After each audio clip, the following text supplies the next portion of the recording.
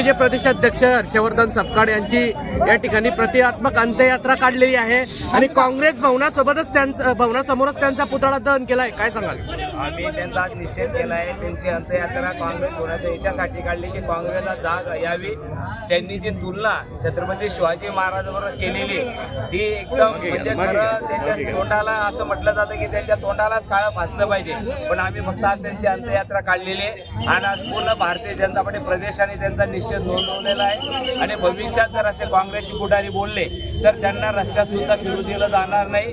आज खरं हा आमचा महाराष्ट्राचा अपमान त्यांनी केलेला आहे. जे आमचं पाहिलं असेल तर आमचं दैवत छत्रपती शिवाजी महाराज आहे. त्यांची जी तुलना त्यांनी अशा टिपू सुलतानशी केलेली की त्यांचं योगदान काही नसताना मला वाटतं त्यांनी तुलना केल्यामुळे आमच्या भावना आणि पूर्ण आम्ही हिंदू म्हणून आमच्या ज्या भावना हे झालेल्या आहेत दुखावलेल्या आहेत त्याचा आज हिंदू म्हणून आम्ही तीव्र निषेध करतो.